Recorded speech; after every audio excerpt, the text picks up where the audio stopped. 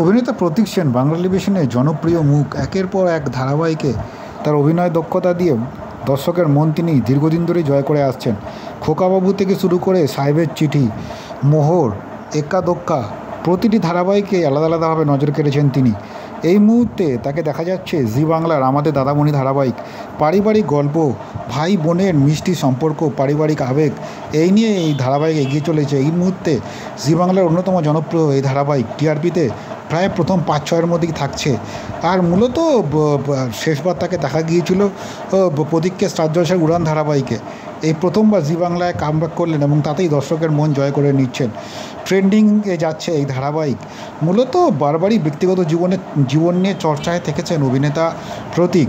অভিনেত্রী সোনামণি সাহার সঙ্গে বারবারই ব্যক্তিগত যে তাদের মধ্যে একটা সম্পর্ক রয়েছে টলিপাড়ায় দীর্ঘদিন ধরে এ নিয়ে একটা গুঞ্জন চলছে।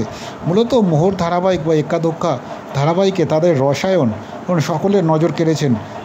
প্রতীক এবং সোনামণির অনুরাগীরা চান তাদের প্রিয় অভিনেত্রী অর্থাৎ প্রতীক এবং সোনামণিকে আবারও তাদের একসঙ্গে পর্দায় দেখার জন্য তারা উদগ্রীব হয়ে রয়েছেন।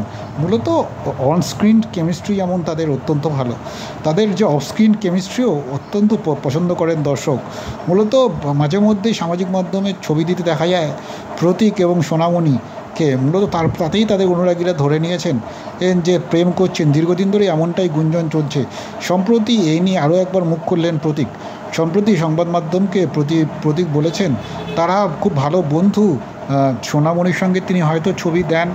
মূলত সোনামণির সঙ্গে তার কী সম্পর্ক রয়েছে এটা নিতান্তই তাদের ব্যক্তিগত ব্যাপার। এই নিয়ে প্রকাশ্যে কোনো আলোচনা হোক সেটা চান না প্রতীক। পাশাপাশি প্রতীক আরও সংযোজন করেছে তার বিয়ের বয়স পেরিয়ে গেছে, অর্থাৎ প্রতীকের বিয়ের বয়স পেরিয়ে গিয়েছে। তাই এখন বিয়ে নিয়ে ভাববার তার সময় নেই। এই মুহূর্তে তিনি ফোকাস করতে চান কাজেই, অর্থাৎ কাজের মাধ্যমে নিজেকে দর্শকের সামনে তুলে ধরতে চান এবং আরও বেশি করে ভালো কাজ উপহার দিয়ে দর্শকের মন জয় করতে চান।